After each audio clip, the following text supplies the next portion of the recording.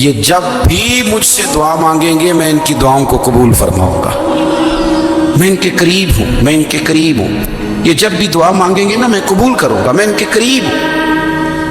اللہ تبارک و تعالیٰ کے بندے اللہ سے محبت کرتے، رب کی بارگاہ میں جھکتے، اس کو اپنے دکھ سناتے، اس کے پیارے محبوب صلی اللہ تعالیٰ علیہ وسلم کا وسیلہ لے کے اس کے حضور حاضر ہو جاتے، پیشانیاں سجدوں سے روشن ہوتی۔ ہم نہ ہر چیز کے لیے وقت نکالتے ہیں، ہر چیز کے لیے، لیکن عبادت کے لیے وقت نہیں نکالتے۔ ہر شے آباد ہے، ہر شے، ہماری فیس بک بھی آباد ہے، واٹس ایپ بھی آباد ہے، ہمارے ٹویٹر بھی آباد ہیں، ہماری ہر چیز آباد ہے۔ سب سے کم آباد ہمارا مصلی رہ گیا ہے، سب سے کم۔ وہ لوگ اب ڈھونڈنے سے ملتے ہیں جن کی بغل میں مصلی ہوتا تھا۔ میرے بھائی، آپ کتنا کو دنیا کے پیچھے بھاگو گے تھکا دے گا، کتنا دولت کے پیچھے بھاگو گے تھکا دے گا۔ آپ جب اپنی زندگی میں جمع تفریق کرو گے نا تو مرتے وقت احساس ہوگا کہ سارا کچھ تو لوگوں کے لیے کیا، اپنے لیے تو کر ہی کچھ نہیں سکے۔ اور ہم عبادت کے معاملے میں بہانے بازی بھی کرتے ہیں۔ ہم کہتے ہیں اوہو رزق کمانا بھی تو عبادت ہی ہے نا، تو میں حلال روزی کے لیے جا رہا ہوں، یہ بھی تو عبادت ہے نا۔ میری طرح کے لوگ کہہ دیتے ہیں کہ میں سویرے اٹھ کے مدرسے میں کچھ اسباق دیکھتا ہوں تو یہ بھی تو عبادت ہے، میں بیان کرنے کے لیے مطالعہ کرتا ہوں تو یہ بھی تو عبادت ہے نا، اتنے لمبے سفر کر کے ملک میں دنیا میں گھومتا ہوں تو یہ بھی تو میں عبادت ہی کر رہا ہوں۔ اب اسپیشل نفلوں کے لیے وقت کس طرح نکلے، اسپیشل کر کے تسبیح میں کیسے چلاؤں، میں سارا کچھ ہم بہانے بنا لیتے ہیں نا۔ میرا سوال یہ ہے کہ یہ ساری باتیں صحابہ کو، نبی کریم کو، دیگر لوگوں کو بھی تو پتہ تھی نا، لیکن آپ غور تو کریں، 23 سال حضور کو وقت ملا، مختصر وقت ظاہراً تبلیغ کرنے کے لیے، پوری دنیا میں دین بھی پھیلانا ہے۔ گھر میں 11 ازواج ہیں، 4 بیٹیاں ہیں، ان کی اولادیں، سارے کام کاج بھی دیکھنے ہیں، لیکن سیدہ طیبہ طاہرہ حضرت عائشہ صدیقہ رضی اللہ تعالیٰ عنہ فرماتی ہیں سارا دن تبلیغ کرتے، ہر غلام کے دکھ سنتے، گھر میں آتے تو اپنے گھر والوں کا خیال کرتے، کام میں ہمارا ہاتھ بٹاتے۔ قربان جاؤں، کہتی ہیں زمانہ سارا سو جاتا لیکن آمنہ کے لال مصلی بچھا لیتے۔ دنیا سو گئی، ساری سب سو گئے، جو خدام تھے، وہ جو غلام تھے وہ سو گئے۔ صحیح مسلم میں لفظ ملیں گے، سیدہ پاک فرماتی ہیں او میرے نبی کے غلاموں، میں نے یہ رنگ بھی دیکھا ہے کہ حضور نے اتنا کھڑے رہے، اتنا قیام کیا، اتنا قیام کیا کہ مقدس پیروں میں ورم آ گئے، سوج گئے پیر، اتنے بڑے۔ دل پہ ہاتھ رکھ کے نہیں بتا سکتا کہ میرے کبھی نماز میں پیر سوج گئے، کوئی نہیں بتا سکتا۔ بچوں کی روٹی کماتے تھک گئے بات الگ ہے، ہم سیر کرنے گئے تو تھک گئے بات الگ ہے، لیکن عبادت میں یہ بھی تو مسلم شریف ہے نا، یہ بھی تو دین ہے نا، یہ بھی تو حضور کی سنت ہے، یہ بھی تو وہ چیز ہے جو کریم کی آنکھوں کی ٹھنڈک ہے۔ سیدہ فرماتی ہیں پیروں میں ورم آ گئے، اور ساری رات ہی حضور نے نماز پڑھی اور ایک ہی آیت بار بار دہرائی۔ مسجد نبوی میں بلال حبشی نے فجر کی اذان دے دی اور حضور ابھی مصلی پہ تھے، کریم فارغ ہوئے، میں نے عرض کی یا رسول اللہ صلی اللہ علیہ وسلم آپ کے تو صدقے اللہ اگلے پچھلوں کے گناہ معاف کرے گا، تو آپ اتنی آہوزاری کیوں فرماتے ہیں؟ آپ تو شفیع ہیں، آپ تو انبیاء کے امام ہیں۔ تو حضور نے فرمایا عائشہ تم نے گنوایا ہے نا میرے اللہ کی مجھ پر کتنی رحمت ہے، افلا اکون عبدا شکورا، فرمایا اگر اس نے اتنی نعمتیں دی ہیں تو کیا میں اس کا شکر گزار بندہ نہ بنوں، میں شکر گزار بندہ نہ بنوں اس کا؟ پھر اگر اتنی نعمتیں اس نے دی ہیں، مجھے اتنا نوازا ہے، تو پھر میں اس کے سامنے سجدے نہ کروں؟ او میرے بھائی، بڑے قابل فخر لوگ ہیں ہم کہ ہم نبی پاک کے غلام ہیں، ہم قابل فخر ہیں کہ نبی کریم کے غلام ہیں۔ کیا کبھی اس غلامی کے شکرانے میں بھی 2 نفل پڑھے یا اللہ تیرا شکر ہے تو نے ہمیں حضور کا غلام بنایا؟ یاد رکھیں کہ اپنی روحانی زندگی کو آباد کریں، استغفار پڑھیں، تسبیحات کریں۔ حضرت عبداللہ ابن عمر رضی اللہ تعالیٰ عنہ حضرت عمر کے صاحبزادے، مکہ مکرمہ میں ان کی قبر ہے۔ میں نے جب انہیں پڑھا تو مجھے ان سے بڑا پیار ہو گیا، لیکن آپ کو پتہ ہے وہاں جا کے کسی شخص کا مزار تلاش کرنا یا پوچھنا ایک مشکل کام ہوتا ہے۔ تو ایک دفعہ میں مکہ شریف میں حاضر تھا تو ایک گاڑی والا ڈرائیور مجھے کہنے لگا کہ مولانا میں آپ کو جانتا ہوں، مجھے آپ سے محبت ہے، ایک بات بتاؤں آپ کو۔ میں نے کہا بتاؤ۔ کہنے لگے حضرت عبداللہ ابن عمر کی قبر دیکھنی ہے۔ میں نے کہا یہ تو نہیں کہہ رہا، یہ کسی نے بندوبست کرایا ہے، یہ اللہ نے تیرے دل میں بات ڈالی ہے، یہ ہو گیا تو لے چل مجھے۔ حضرت عبداللہ ابن عمر کو نبی پاک نے فرمایا تھا راجل صالح، یہ نیک بندہ ہے، یہ متقی آدمی۔ حضرت عبداللہ ابن عمر رضی اللہ تعالیٰ عنہ سیدنا فاروق اعظم رضی اللہ تعالیٰ عنہ کے صاحبزادے ہیں، اور ان کی ہمشیرہ سیدہ حفصہ رضی اللہ تعالیٰ عنہ حضور کی زوجہ محترمہ ہے۔ ایک دن اپنی ہمشیرہ سے کہنے لگے کہ نبی کریم صلی اللہ تعالیٰ علیہ وسلم گھر میں آئے نا، اور اگر حضور غم امت میں پریشان نہ ہوں، طبیعت کو حشاش بشاش دیکھو، تو ذرا پوچھنا تو صحیح حضور کا میرے بارے میں کیا خیال ہے، پوچھنا تو صحیح کہ کریم کی بارگاہ میں میرا کیا مقام ہے، میرے بارے میں حضور کیا فرماتے ہیں۔ اب بہن کو کام بتائے، اور بتائے بھی بھائی، اور پھر بہن وہ کام نہ کرے، یہ تاریخ میں ہوتا نہیں۔ حضرت عمر فاروق رضی اللہ تعالیٰ عنہ کی صاحبزادی ام المومنین رضی اللہ تعالیٰ عنہ فرماتی ہیں کہ میں تو بس منتظر تھی، انہوں نے تو کہا تھا نا کہ اگر تم حشاش بشاش دیکھو تو بات کرنا، لیکن حضور تشریف لائے، میری باری تھی، میرے گھر تشریف لائے، کھانا پیش کیا تو فوراً میں نے عرض کی حضور ایک بات پوچھنی تھی۔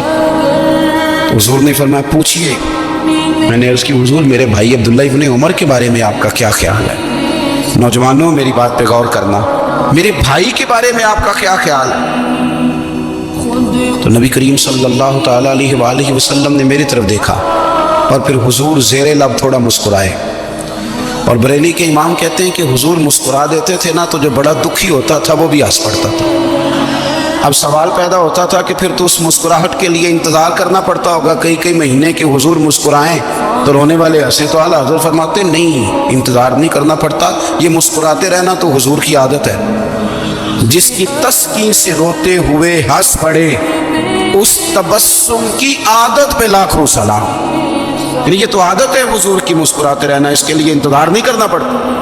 بھائیو آپ خیال رکھیں گے، غور کریں گے، حضرت عبداللہ ابن عمر رضی اللہ تعالیٰ عنہ کے بارے میں پوچھا تو سیدہ فرماتی ہیں کہ نبی کریم صلی اللہ تعالیٰ علیہ وسلم نے زیر لب مسکرائے اور فرمایا حفصہ ہے تو اچھا، لیکن میں نے سنا ہے کہ عشاء کی نماز پڑھتا ہے تو فجر تک سویا ہی رہتا ہے۔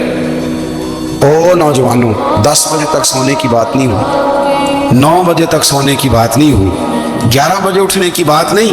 حضور فرمانے لگے میں نے سنا ہے کہ عشاء کی نماز پڑھ کے سو جاتا ہے اور فجر تک سویا ہی رہتا ہے، اسے چاہیے کہ تہجد کے وقت اٹھا کرے، اللہ کی بارگاہ میں حاضر ہوا کرے، آہوزاری کرے، سجدے کرے، عبادت کرے، اٹھتا ہے اور فجر میں جا کے اٹھتا ہے۔ حضرت جناب حفصہ رضی اللہ تعالیٰ عنہ کہتی ہے میں نے جناب عبداللہ ابن عمر کو پیغام دیا اور میں نے کہا میرے جوان بھائی سن۔ نبی پاک نے فرمایا ہے تو اچھا، پر تہجد میں نہیں اٹھتا، نفل نہیں پڑھتا۔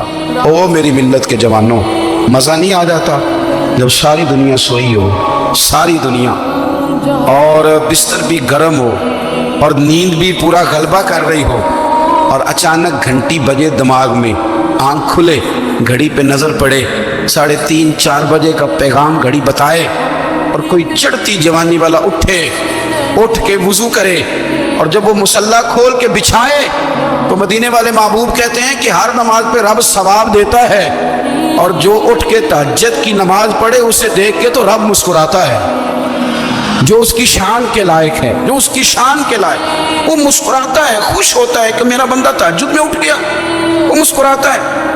کاش ہماری صبحیں کبھی اپنے مالک کے نام ہو جائیں، کاش کے صبح۔ حضرت ابو الحسن رحمۃ اللہ تعالیٰ علیہ حضرت معاذ ابن جبل رضی اللہ تعالیٰ عنہ کے پاس بیٹھا کرتے تھے، فرماتے ہیں ان سے جو پیار بڑھا تو پھر میرا مصلی سے بھی بڑھ گیا۔ تابعی ہیں، فرماتے ہیں صحابی رسول سے محبت ہوئی تو ذکر سے بھی ہو گئی، پھر درود شریف سے بھی ہو گئی، محبت ان سے بڑھی تو پھر اللہ نے مسجد کا پیار بھی بڑھا دیا۔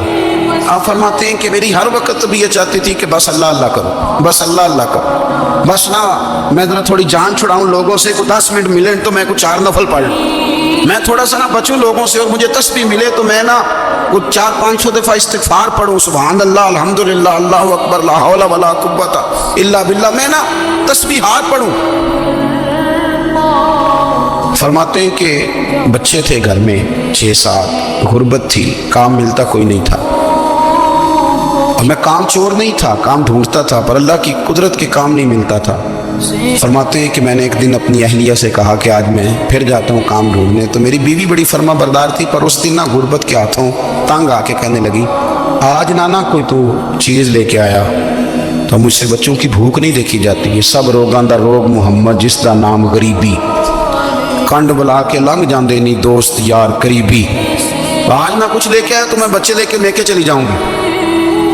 شیخ فرماتے ہیں کہ میں بڑا پریشان گھر سے نکلا، پر میں نے صبح سے لے کے زور تک کام ڈھونڈا، کام ملا کوئی نہیں، تو میرے دل میں خیال آیا چلو کام نہیں ملتا تو اللہ تو کرے نا، چلو بندوں کی مزدوری نہیں ملتی تو رب کریم کی عبادت ہی کرتے ہیں۔ فرماتے ہیں کہ میں نے فرات کے پانی سے وضو کیا، نہر کے، شدید دھوپ تھی، ساتھ ریت تھی اور ریت تپ رہی تھی، میں نے اپنا رومال وہیں مصلی کے طور پر بچھا لیا، اور فرماتے ہیں کہ زور سے لے کر عصر تک نماز پڑھی، دھوپ بھی پورے زور پہ، پر میرے سجدے کا ذوق بھی پورے زور پہ۔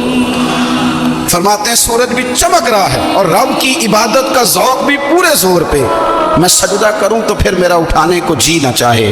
میرے استاد لکھا کرتے تھے، یہ ان کا شعر ہے، وہ کہا کرتے تھے مجھے سوز دے، مجھے ساز دے، اور مجھے نیم شب کا نیاز دے، دم سجدہ خود کو میں توڑ دوں، مجھے ایسا ذوق نماز دے، اور میں تیری بہار کا پھول ہوں، میں کھلا بھی ہوں تو تیرے لیے، مجھے میری شاخ سے توڑ لے، مجھے اپنی زلف کا ناز دے۔